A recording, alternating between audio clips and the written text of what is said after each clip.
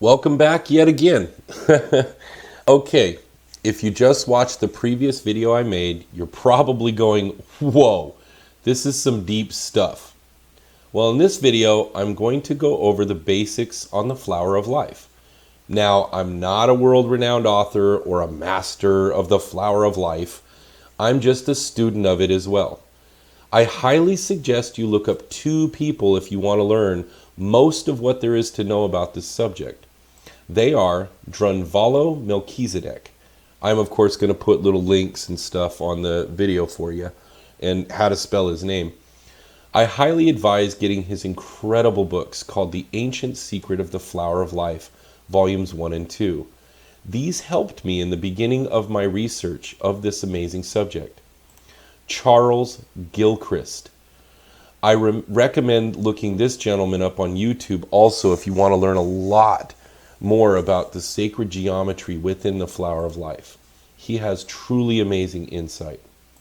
Now, I believe through my work with the flower of life, research and meditation, I have come upon a wonderful revelation which I will share with you in the next few videos.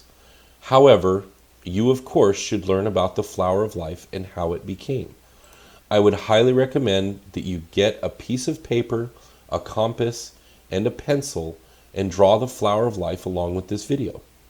By doing this, you'll understand a bit more about what I'm learning and why it's been said by so many people who study the flower of life that the only true way to learn about it and listen to what it has to teach is to draw it yourself. So let's do that. As we go through this, I want you to try and remember everything that we've gone over with the properties about energy and our connection to the universe and source through our conscious mind, matter, and the conscious mind of source, our subconscious mind, dark matter, and the subconscious mind of source, as well as our unconscious mind, dark energy, and the unconscious mind of source. I believe they are all related to the flower of life, and I am confident you will too when we're done with this video. So here's how the story goes. Before the beginning there was the void, that being the paper you have in front of you. Now the void wasn't empty, it was just dormant thought without intention. The void being the never-ending pool of dark energy or the unconscious sleeping mind of source. Now for anything to exist there must be focused intention, an observer to create the thing being observed.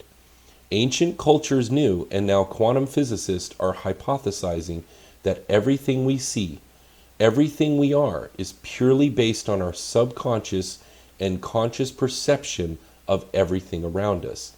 There must be an observer. Then the thought, or spirit within, that came from and made up the void essentially, woke up, became aware. But to perceive anything, something had to exist. And within the void, nothing existed except dormant energy or dormant thought. Then this consciousness, the literal source of all that is, had its first conscious thought. I am. Or was it? I just want you to be aware that I'm going to come back to this question in another video. The most important video of them all, but meaningless until you go through these videos leading up to it.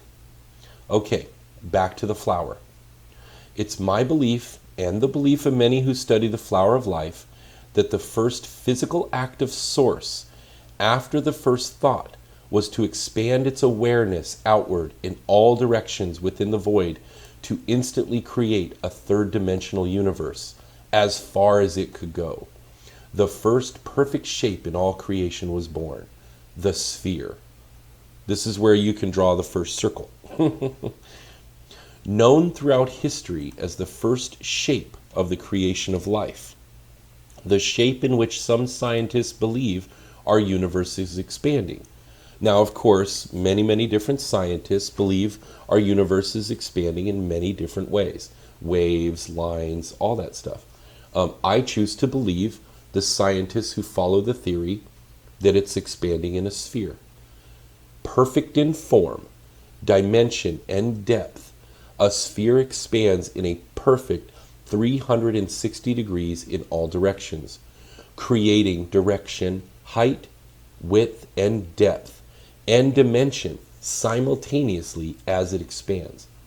And very important, if you follow digital roots, again, Google it, try to remember it is also made up of 360 degrees. 3 plus 6 plus 0 equals 9. We'll get to that wonderful number 9 in another video.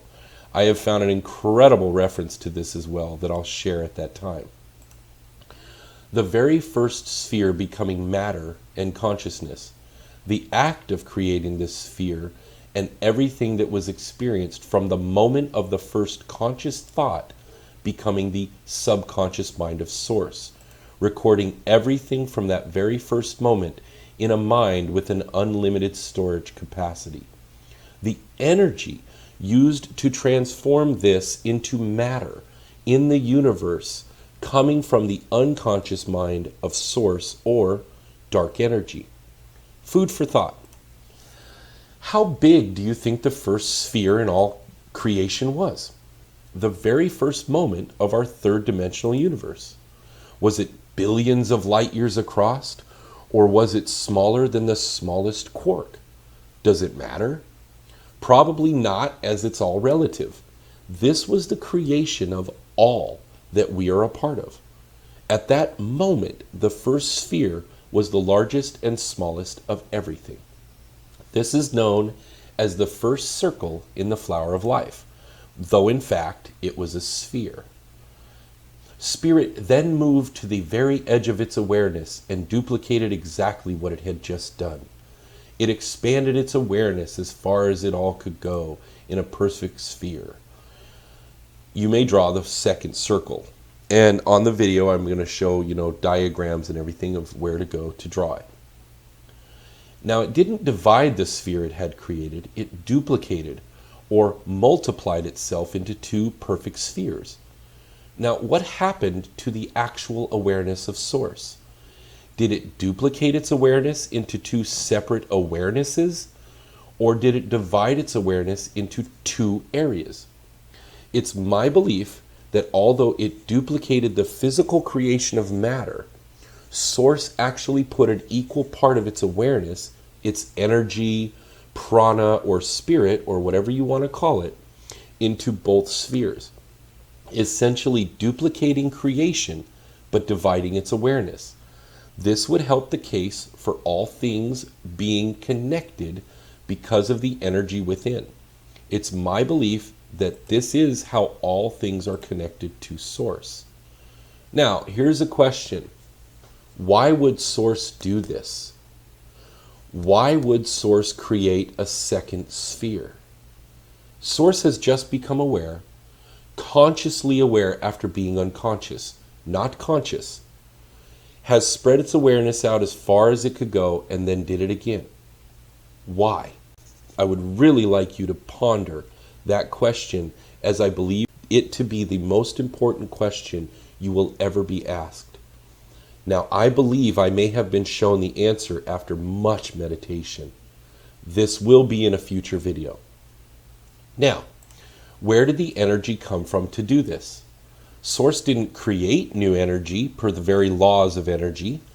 I believe it tapped into the unending supply of dark energy, its own unconscious mind of Source, and transformed it into matter and consciousness. The subconscious mind of Source recording everything it had just done again, and now being able to do it without much effort because it had already done it before. This is the second circle in the flower of life. Now, something amazing happens when Source expands its awareness in a perfect sphere matching the first sphere it created. It creates a connection. These two spheres connected perfectly with each other, both existing outside of and within each other, phased into each other. Another amazing thing happens. The Vesica Piscis is created. There are so many profound meanings to the Vesica Piscis that it would take hours to cover them all. Again, I'm going to say Google it and YouTube it and be prepared to be blown away. One of the most awesome is the ability to draw a line from and to, as well as the creation of mathematical equations, trigonometry, the Fibonacci sequence, the golden mean, and so on. Then Source moved its awareness to one of the two connections, top or bottom of the vesica piscis, it had made and repeated the process. This is where you can draw the third circle, thus creating the third circle in the flower of life, and thereby creating what most people believe to be the Holy Trinity. Some folks believe Father, Son, and Holy Spirit. Some folks believe God, Goddess, Child. Some believe mind, body, spirit. The first 3, 6, 9. What do you believe? Then Source, moving to the next innermost connection of the spheres, either clockwise or counterclockwise, you decide, but always to the next most inner connection, and repeated the process, creating the fourth sphere in the flower of life. Go ahead and draw the fourth sphere. I'll wait. Then Source, moving to the next spot, repeated the process, spreading its awareness outward, and created the fifth sphere in the flower of life. Go ahead and draw the fifth sphere. Then Source repeated the process, and moving to the next spot, spread its awareness outward and created the sixth sphere in the flower of life. Go ahead and draw the sixth circle. Now, an amazing thing happened when Source did this one more time and created the seventh circle in the flower of life. Go ahead and draw the seventh circle. Within the center, a six-petaled flower was created. This image is known as the Genesis pattern, as well as the seed of life. The seed of life is formed from 7 circles being placed with 6-fold symmetry, forming a pattern of circles and lenses, which acts as a basic component of the flower of life's design. According to some, the seed of life depicts the 7 days of creation in which God created life. Then Source moved its awareness to the next set of connections and created more spheres around its border, moving in a circle to the closest connection. Once 6 more spheres are created, this creates an image of the egg of life. Google it. This being the first 8 cells in any living thing, known as the egg of life, and in humans, it's known that these first cells originate in our root chakra, or perineum. The shape of the egg of life is also said to be the shape of a multicellular embryo in the first hours of its creation. Look that up. Source continued the sequence and continued to project its awareness over and over again, always moving to the next innermost connection and expanding its awareness outward, always keeping it the same size, dimension, and distance as the first sphere it had created. Now, I have a question for you. How fast do you think all of this happened? It's theorized by scientists that the Big Bang began at one point in the known universe and expanded from subatomic to the size of a golf ball, faster than the speed of light. That is 100th of a billionth of a trillionth of a trillionth of a second in age. I would say that's pretty fast. Now, ancient cultures thousands of years, possibly millions of years before recorded history, have this drawing. It exists all over the world as statues etched with unknown technology into rock and granite.